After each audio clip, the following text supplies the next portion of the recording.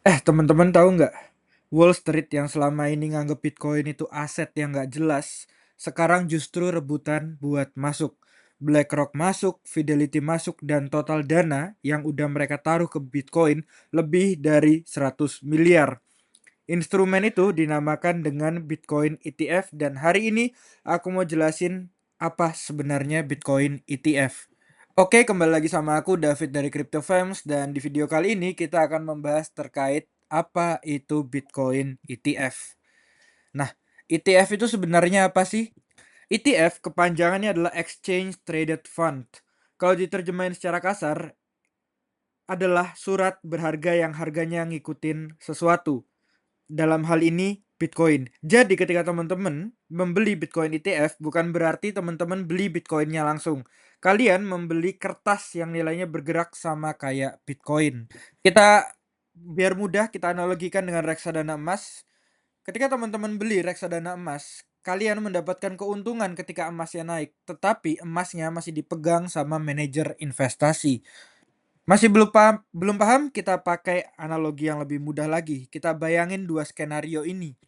Semisal kalian masih mau untung dari harga emas naik, ada dua cara. Cara pertama, kalian beli emas fisik, simpan di rumah, jaga dari maling, dan kalau hilang, ya hilang beneran. Cara kedua, kalian beli reksadana emas. Emasnya kalian percayakan ke manajer investasi, dan kalian tinggal lihat harganya naik turun sesuai dengan harga yang ada di aplikasi. Bitcoin ETF itu persis dengan cara yang kedua. Selesai dengan analogi, kita langsung bahas ke cara kerja Bitcoin ETF. Gimana sih cara kerjanya Bitcoin ETF? Dari uang kamu sampai Bitcoin tersimpan dengan aman. Pertama, investor kayak kita beli saham ETF. Kamu beli saham ETF contohnya IBIT lewat broker saham seperti Fidelity, Schwab, atau broker lokal yang punya akses bursa di US. Kemudian fund manager membeli Bitcoin yang asli. Dana dari investor dikumpulkan manajer investasi di sebuah cold storage yang super aman.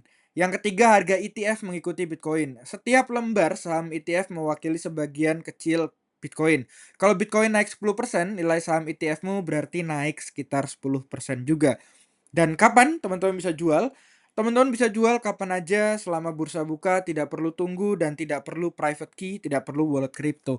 Intinya kalau teman-teman pengen berinvestasi di Bitcoin tapi teman-teman belum percaya sama diri teman-teman sendiri karena takut lupa password, lupa ini, lupa nyimpen key phrase di mana, lupa nyimpen cold wallet di mana, takut cold walletnya diambil orang, teman-teman bisa menggunakan Bitcoin ETF. Dan ini perbandingannya teman-teman bisa baca aja, udah aku jelasin secara ringkas tadi, intinya seperti itu dan kenapa ini besar banget. Sebelum Januari 2004, institusi besar tidak bisa beli Bitcoin secara resmi lewat jalur investasi standar. Sekarang mereka bisa. Ini seperti Bitcoin akhirnya mendapat izin masuk ke dalam sistem keuangan tradisional, yaitu Wall Street dan dana pensiun, bank investasi semua bisa mulai berinvestasi di Bitcoin secara tidak langsung. Dan kalau teman-teman lihat dana kelolaannya yang paling besar itu dipegang BlackRock IBIT sekitar 70 miliar dolar, ada Fidelity FBTC 22 miliar dolar dan lain-lain. Dan kita sekarang bahas terkait mitos yaitu salah kaprah soal Bitcoin ETF. Pertama, kalau beli ETF berarti gua punya Bitcoin asli. Itu jawabannya adalah tidak. Kalian tidak punya Bitcoinnya secara langsung. Kalian hanya memiliki saham yang nilainya mengikuti Bitcoin. Dan yang memegang Bitcoin aslinya adalah fund manager seperti BlackRock dan Fidelity.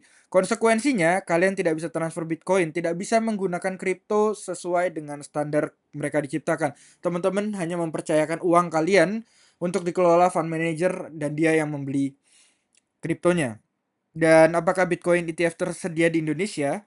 Faktanya adalah ETF Bitcoin sudah disetujui dalam bursa AS, SEC. Di Indonesia masih belum ada ETF Bitcoin resmi. Tetapi beberapa platform seperti Reku sudah menyediakan akses ke saham AS termasuk ETF. Dan teman-teman perlu cek regulasinya terlebih dahulu dan apakah ETF lebih aman daripada membeli Bitcoin langsung? Jawabannya adalah ETF mengurangi resiko teknis yaitu lupa password, kehilangan wallet, tapi resiko harga tetap sama. Sebetulnya menurutku ETF itu lebih pas kalau dipakai orang-orang yang sudah tua, orang-orang yang mungkin mudah lupa buat menyimpan cold wallet di mana, lupa naruh ini, lupa itu. atau mungkin masih sedikit gaptek teknologi, itu teman-teman biasanya mereka yang menggunakan ETF. Dan kalau di Indonesia sendiri teman-teman bisa menggunakan cek saja yang resmi, cek lokal yang sudah terdaftar di BI maupun OJK, itu juga sebetulnya juga hampir sama kayak ETF karena teman-teman membeli kripto dan kriptonya dipegang sama exchange-nya. Kecuali kalau teman-teman masukkan ke cold wallet itu baru sejatinya kripto, yaitu memegang duit kita sendiri. Tapi kalau teman-teman masih belum yakin, masih takut nggak ngerti teknologi, takut salah transfer dan lain-lain, teman-teman bisa menggunakan cek, itu udah hampir sama kayak ETF lah. Teman-teman beli yang nyimpenin itu exchange-nya. Kemudian ETF Bitcoin sama dengan futures ETF yang ada sejak 2021. Faktanya ada dua jenis, yaitu futures ETF yang udah ada sejak 2021 berbasis kontrak berjangka dan bisa ada perbedaan harga. Dan spot ETF baru disetujui Januari 2024 ini, yaitu bener-bener beli Bitcoin asli. Dan ini bikin heboh di 2024, dan spot ETF ini murni mengikuti harga Bitcoin. Dan buat teman-teman yang private juga ada kuisnya kalau teman-teman mau ngisi ETF itu singkatan dari apa. Jadi sekaligus apa yang aku sampaikan ini nggak sia-sia, teman-teman bisa menjawab pertanyaan-pertanyaannya. Dan sekarang kalian udah lebih ngerti daripada kebanyakan orang. Udah banyak video pembelajaran terkait basic-basic terkait kripto, terkait hal-hal di kripto. Dan teman-teman mulai upgrade skillnya 1% setiap hari. Teman-teman gak harus nonton video ini secara langsung, 14 ratusan video yang telah aku buat secara langsung. Teman-teman bisa pelan-pelan nonton satu-satu agar teman-teman bisa pelan-pelan memahami. Gak perlu buru-buru. Di masa bear market ini masa yang paling pas buat teman-teman belajar dulu, bukan tergesa-gesa mencari duit sebanyak-banyaknya. Jadi ketika masa panen, teman-teman bisa memanen sebanyak-banyaknya. Sekarang saatnya menabur dulu, teman-teman. Dan selalu ingat, ini bukan saran investasi, semua ini hanya pengalaman pribadi dalam berjelajah, berkelana di kripto. Dan sekian dulu dari aku, selalu Dior untuk memutuskan apapun. Sekian dulu, sampai jumpa di video selanjutnya.